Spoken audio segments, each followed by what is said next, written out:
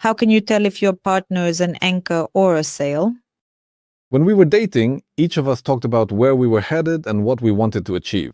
And if the other person agreed to pursue that goal, but at the same time does things that are completely incompatible with the goal you have set for yourself, then your partner is an anchor. If they help you achieve your goal, the one you discussed from the start, then they are a sail. That's all there is to it. It's actually very simple. You look in the same direction. If they go in another direction, then that's it. You're just spinning in place. That's just how it is, not words. Understand that. It's very important to realize that it's not words that define a person, but their actions. Because he can say, yes, I'm going in the same direction as you, yes, yes. But when no one's watching, completely different things happen. And it's also very important that you understand her relationships with her family, her fears. It's really important that you figure out her fears. Because often, or his fears, because fears for you, this will be an obstacle to achieving your goal. And there's another very important question. It's the trust that you need to define for yourself. Yes, I think so, yes. How can you tell at the initial stage whether a person is an anchor or not an anchor, but a sail? Look at how he handles the problems life throws at him, not the ones you set up to test him, but real ones. Listen, guys, let me tell you, women can play a certain role for years while lying dormant and never reveal their true selves at all. That's why, in order to figure this out, you need to observe her when she doesn't know she's being watched. This is a very important point, because that's when, in her actions, she will reveal her true nature. Ask more questions like how she handled this or that situation. Then, after some time, again, only through conversations, through vigilance, this is how you can really determine who is beside you. This doesn't just apply to women, but to men as well. But I want to say that women play in a special way. We men are not capable of playing that kind of game. I have never met men in my life who are able to play like that and maintain such composure for so long to achieve their goal, like women do. I've never seen that. I've never seen the kind of cunning that women possess by nature. I've never seen the kind of elegance that women have, inherent in their very nature. But in men, I've never seen that. It comes from environment. The survival instinct makes people act cunningly and inventively in order to achieve their goals. And again, what is imposed by society itself, and we are often to blame for this, is what becomes fashionable. We like and reward certain looks and wonder why women play into it. We men don't want to invest time in relationships, so we just pay for it instead. We show up and say, look, I'm busy, I have goals, I have deadlines, I just need someone to unwind with between all my big moves in life. And we spare ourselves, that is, we buy, and then we say, so we come and say, here's some cash for you, like $10,000 a month. And then a different situation happens. Another guy comes along who genuinely wants to build a relationship with her, but he can't guarantee anything because he doesn't yet see his own future. In other words, he's just trying to survive in this world, and he comes and offers her nothing but uncertainty. And what will she choose? Well, what will she choose? As a man, you understand that logically you choose the obvious option. You choose what's best for yourself here and now. Of course, you'd have to be a fool not to take it. But imagine that you never had that money in your life at all. You see, a lot of people say, we've never had money like that, so why even go there? That's just stupid, idiotic. You've never seen that kind of money, and someone offers you a chunk of gold. You could never even dream of that kind of money in your life, because your parents used to earn 15,000 and the other 20,000, some kind of currency. And now you're being offered $50,000 a month just for him to come to you a few times a year. So we create this and then we judge it ourselves. Do you understand and you know what the problem is? Then we ask ourselves, what kind of values are we actually passing on? We created this dynamic ourselves. It's because we behave the same way. Instead of, I'm guilty of this too, honestly. Instead of standing up for our own character, sometimes we can't even find a logical explanation within ourselves because no one ever explained it to us either. That's also because of ignorance. We leave relationships without figuring out what life was trying to teach us through all of it. That's why we have this kind of distorted reality, but that's also part of the process. And this too, just like everything else has passed, this will pass as well, and in a better form. A very delicate topic, the number of partners a woman has. Is this important or not? And if she has had many sexual partners, does that indicate something? That she is unreliable? No, that's not the case. Because it could be a purely physiological understanding on the woman's part, but it can also be very deceptive because her environment and upbringing taught her exactly this kind of behavior. And there are women who, let's say, have lived life to the fullest and are actually very loyal people. That doesn't define their character. Well, the number of partners doesn't define your character. It doesn't define anything. Absolutely nothing at all. Honestly, people will comment, how could she be loyal if a whole crowd of men went through her? All right, let's model a situation and just try to explain it to ourselves. For example, a girl who is not very experienced, let's say well-mannered, decent, and so on. A guy comes into her life who is an achiever. For him, the main interest was to take her virginity. He took it and left because he lost interest. I'm just modeling here. The situation could be different. Something happened with him and so on. Let's consider a different scenario. Another guy comes along, but she is discovering this world just like you are. She doesn't know what relationships are or how to behave in them. She can only take the model from her parents. And that's only if everything was fine and perfect with them and she can copy it. The ideal way to behave is if she grew up surrounded by love, understanding, relaxation, and so on. But if not, then she needs a behavioral model. How? And it's the same for us. What I'm saying now, we mirror it, whether from the male or female perspective. And so another person comes along. Well, it doesn't work out. Let's say she can't meet the expectations of this second man. The man says, get lost. That's the second one already. And that's just how it happens, because that's how we get to know them. But none of us in our elite wants to sit around for years and be bisexual. As we discussed in another video, what do you mean 6 months? Are you kidding me? What's 6 months of being bisexual? That's not filth. But nobody wants to wait. Everyone wants it today, and that's fair because we all live for the present year. All right, it didn't work out. Well, what about the third, the fourth, the fifth one? Again, some Arab guy. Okay, let's say the girl was in an environment where, for survival, she had to go for it. Well, it's true. Many people say she'll become a cleaning lady or something else. She wants to live too. She's a person just like anyone else, and she's desperate. And that was the only way out she saw at that moment. Is it stupid? Maybe. But no one taught her how to act differently. Wait, this is very important. And she went down that path with him. And so she reached a certain kind of life and left that behind. And she's trying to live like an ordinary person. But she didn't have a damn thing by default. She was in a dialogue with her parents. God knows under what conditions she slept. She was beaten, humiliated. We as a society, you know how we are? We're always like this. You understand? There wouldn't have been a Hitler or Pablo Escobar or any of those people if not for our indifference. Or our damn judgment, which nobody needs. These days you even go to church and they judge you there instead of embracing your story. It's not your place to judge. You haven't walked in their shoes. You haven't lived their lives. You didn't create this woman or this man. Only the creator, the one who made them, can truly understand why this person is the way they are. And only he, perhaps, has the right to judge. And even then, he doesn't judge. He loves you, no matter who you are. Do you think we're not just wandering on this earth?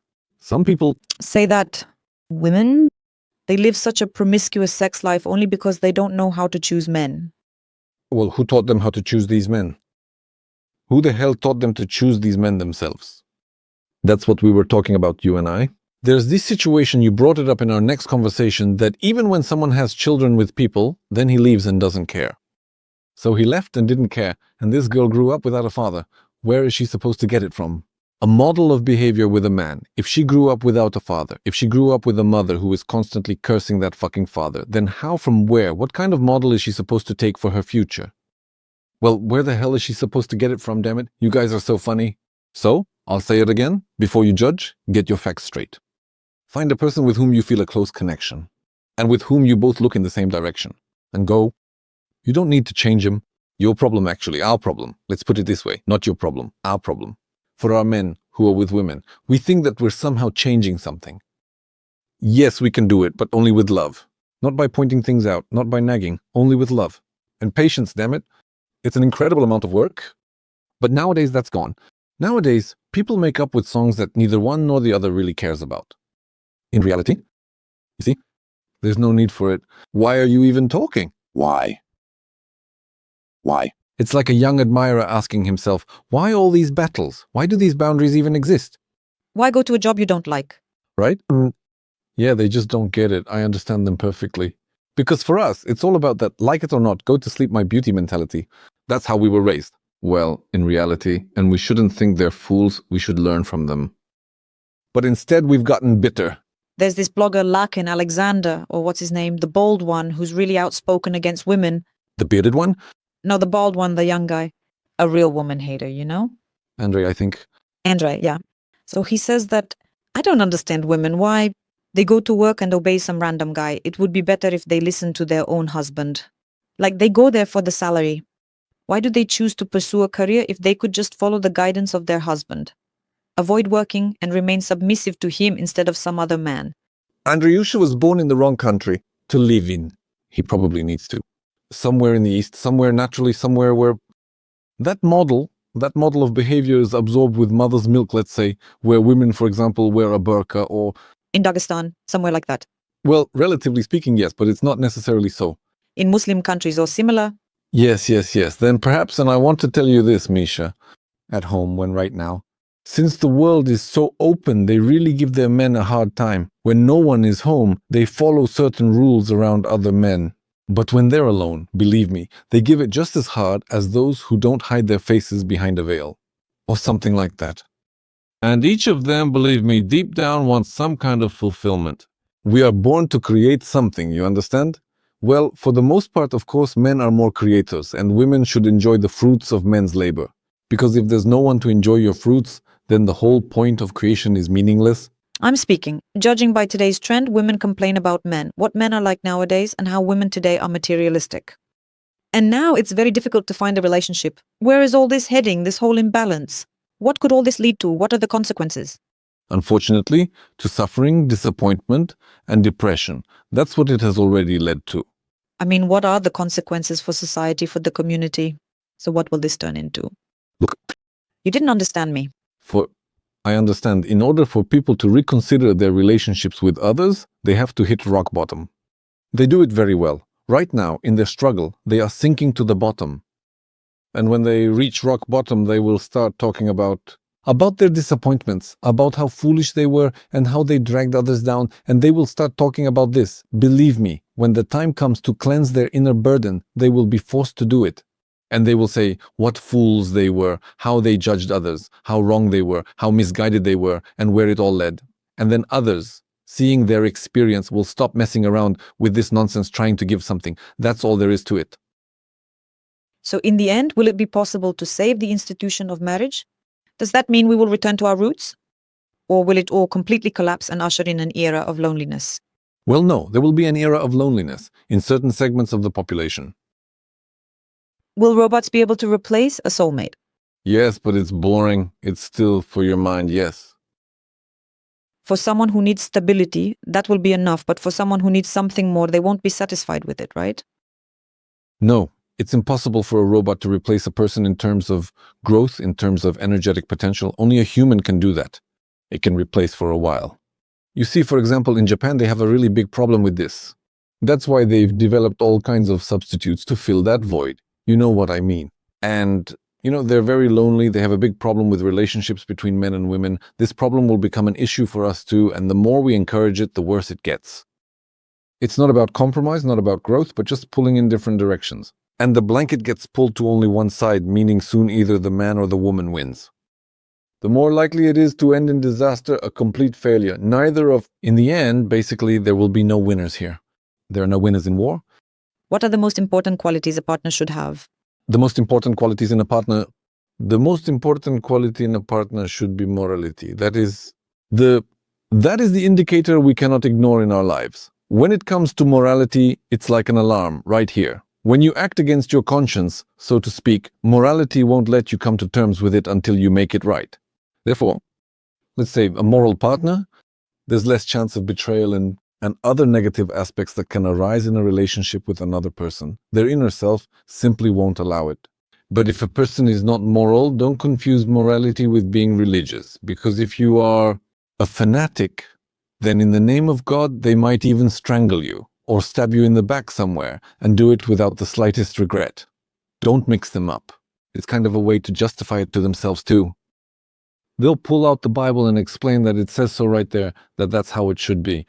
I don't want to blaspheme here, you understand, but I want to convey that morality is also in a way self-religious. It's related because from here, that which is above us, that which goes beyond the limits of our mind, and even not at the level of instincts, but at the level of sensing this world, this is the reality, this anxiety. And you can only attain, cultivate, and more effectively develop this through a deep sense of spirituality. no matter what specific religious denomination you follow. Why is it important not to betray yourself? And by the way, what does betraying yourself actually mean? All right, now I'm going to summarize our podcast about relationships very well. Each of us throughout our lives, when we were children and so on, we developed as individuals, our dreams took shape, a certain path appeared, a direction we were heading in, and so on. And then, when we become adults, we very often forget this path that we have already traveled. We are always often living in the future, sometimes even more in the future than in the past. And we meet another person, right? And we say that we're heading somewhere together, but often we deceive ourselves. These are values imposed by society, so to speak, the direction we're heading in. The true value, the path you're on and your purpose, was formed long ago in childhood. If you're going somewhere that, let's say, your soul or your inner child doesn't want, then it will sabotage you.